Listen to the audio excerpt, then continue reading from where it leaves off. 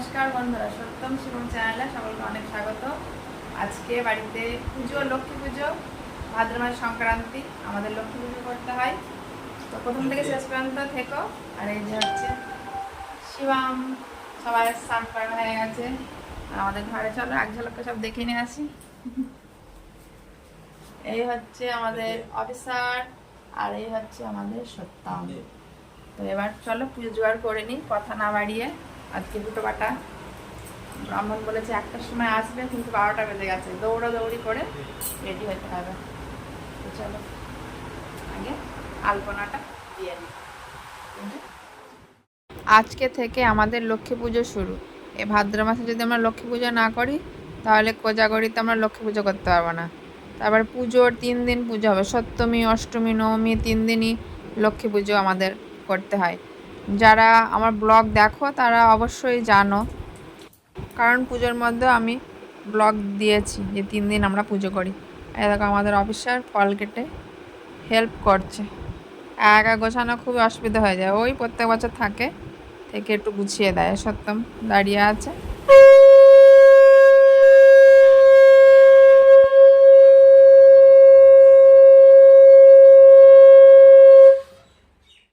আগে কয় বছর আমাদের বাড়িতে পুজো হয়, ওইখানে লক্ষ্মীর কাটা দিয়ে আসতাম।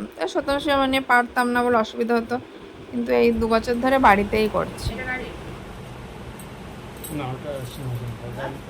এটা গাড়ির, এটা সিংহাসন।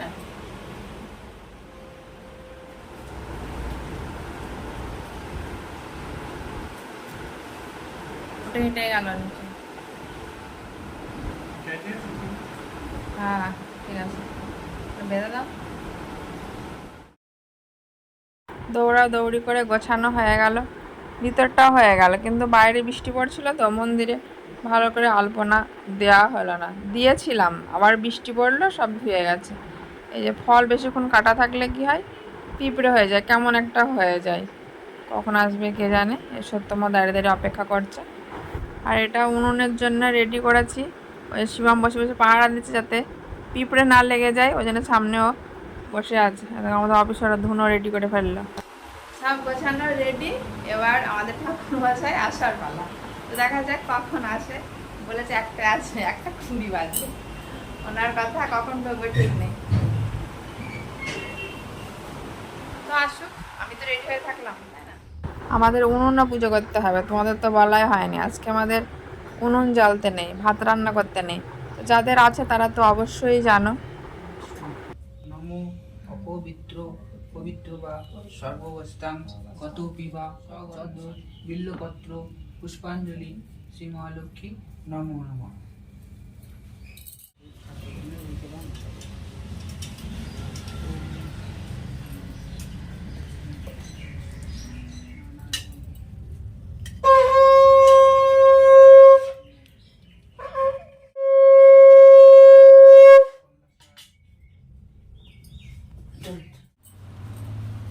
ব্রাহ্মণ এমন উল্টোপাটা করলো, সত্যম শিবম প্রত্যেকবার অঞ্জলি দেয় না, ওই জন্য ওরা ভাবছে কি করলো।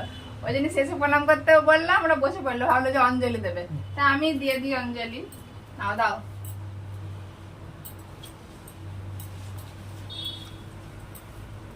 তিনটে বাজিয়ে ফেলেছে ব্রাহ্মণ ঠাকুর।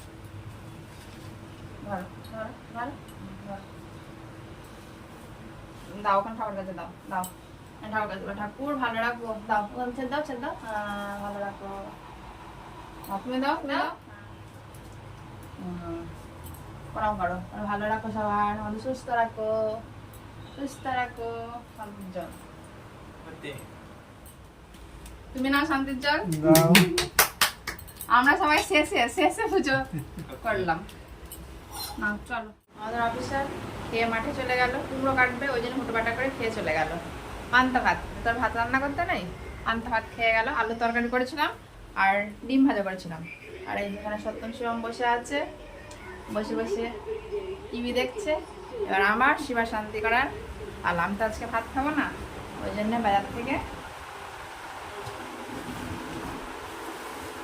কচুরি, দেখতে পাচ্ছ, কচুরি নিয়ে আসছে তরকারি।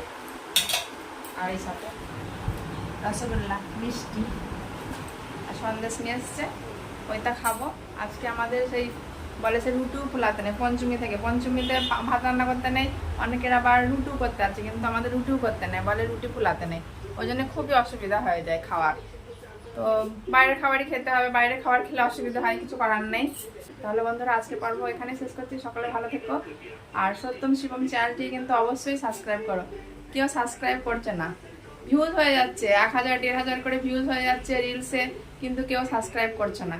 অবশ্যই কিন্তু সাবস্ক্রাইব করো, হ্যাঁ। সত্যম শিবমের পাশে থেকো, তাহলে টাটা।